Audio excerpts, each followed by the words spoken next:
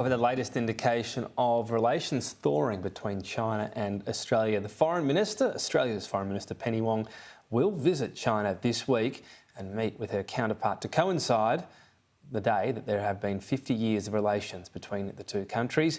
It will be the first ministerial visit in 4 years. Joining me live now is the Shadow Foreign Minister, Simon Birmingham. Thanks for your time. Your reaction, first of all, to this news? Hello, Tom. It's good to be with you. Well, it's appropriate that Australia and China mark the 50th anniversary of diplomatic relations. I did so with Minister Wong and China's ambassador to Australia at a function just last month. And indeed, this opportunity to do so is appropriate and provides a chance to try to seek and achieve progress against some of the difficult things in the relationship, such as China's unfair and unjustified trade sanctions against Australia and, of course, the detention of Australians in very difficult and concerning circumstances.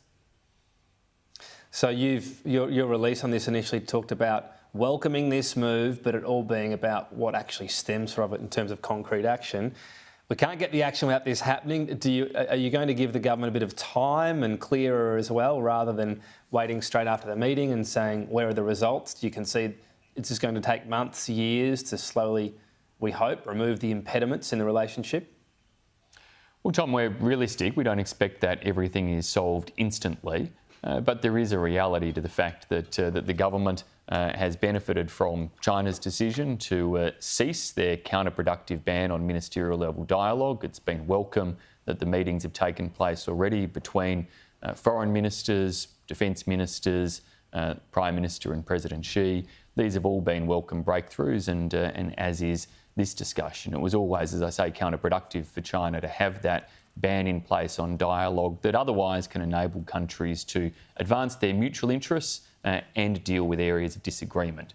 But now, as we're seeing this settle into more of a pattern of discussion and dialogue, the test will be whether we see progress in the removal of those unfair trade sanctions and whether we see progress in the release of detained Australians, and indeed progress on sensitive regional issues such as ensuring peace and security within our region, and of course issues of human rights concern within China too. In the spirit of reflecting, though, on your time in government, we've got, of course, the election review, some details that have been revealed today. Are you also in a mood to reflect on, not you personally, but the coalition's actions and in particular language on China, that perhaps some of the rhetoric wasn't helping? Well, Tom, in terms of actions, the previous government took a number of actions that were entirely necessary and, of course, have been recognised and maintained by the current government. So, strengthening of foreign interference laws, strengthening in relation to foreign investment regimes, protection of critical infrastructure, difficult decisions that were made, such as the role of Huawei in our telecommunications networks. None of these were easy decisions to make, but they were necessary. We made them. They were demonstrably in the national interest. They were, of course, always going to cause some frictions in the relationship, and we saw that. And then the real deterioration by virtue of the fact that China's response was to apply attempted economic coercion, frankly, in terms of the types of unfair, unwarranted and unjustified trade sanctions applied against Australian industry and businesses, which were of deep concern and created a heightening in relation to the tensions and the dialogue at the time.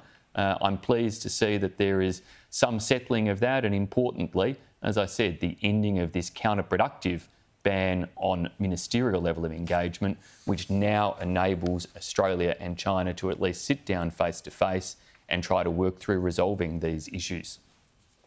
But there's also been a paring back of rhetoric from Labor, and sure, they've benefited from being able to refresh things. But out of all the things the coalition did, I mean, thinking back to some of the strong rhetoric, even Scott Morrison's very instant and angry reaction to a tweet from not even someone within the Chinese government, but essentially someone fairly low down. I'm trying to recall exactly what within the embassy, but it had an offensive post relating to Australian diggers, and I'm sure a lot of people were offended, but it was a Prime Ministerial press conference, that strong reaction so far and needing to call that out publicly. Are you rethinking how some of that was done for next time you're in office? Well, Tom, that was a Chinese government-sanctioned tweet or indeed piece of propaganda against Australia, and it was offensive and outrageous that they did so, and it was right to call that out.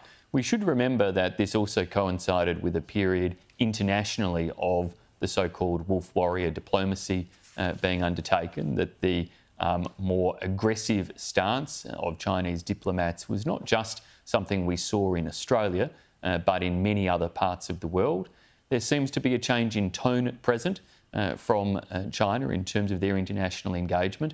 We saw that with President Xi and President Biden's meeting in Bali recently.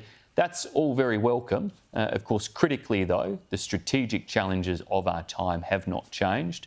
The government has acknowledged that. They need to continue to acknowledge that and make sure that in their dialogue with Australia, they seek to achieve outcomes in our national interest that get the cessation of those trade sanctions, the release of Australians and other breakthroughs, but they don't do it in any way that undermines our national interests or compromises those positions. And to date, they've been very clear and solid in the maintenance of the types of policy settings the coalition put in place. What of as well, let's turn to what's happening in the Pacific. You've been on this bipartisan trip there alongside some Labor counterparts as well. What do you make of the debate within the coalition, I guess? Because you've said on increasing emissions targets that helped, that the Australian government has a higher target now, and the coalition could have done that because you were overachieving. Is it fair to say you were arguing for that while in government? Well, Tom, I don't want to go back over internal discussions in government, but I think it's a statement of logic that having put Australia in a position, as the coalition government did, to not just achieve our emissions reduction commitments internationally, but to exceed them, it would have been pretty straightforward to increase those targets and the level of ambition, and that would have earned kudos probably in the domestic electorate as well as in terms of a number of international relations. So that'd be a statement of logic. You would have been arguing for that then? Well, as I say, I'm not going to go back over the internal discussions we had in government. We don't need every minute, but is it fair to say that was your view then? Well, indeed, I've always been a supporter in terms of us pursuing ambition in relation to climate change. The process to achieve the net zero target was one that I know Scott Morrison was very committed to. He worked hard to get it. Many other people within the coalition worked hard to get it. But it was publicly a messy process, and I think that was counterproductive to the outcome in terms of how it was received as well. So these are things we've got to be mindful of. Moving forward, we've got to ensure that we have strong and credible positions on climate change, both for what we take to the Australian electorate, but also importantly as a function of listening to and working with our Pacific neighbours too.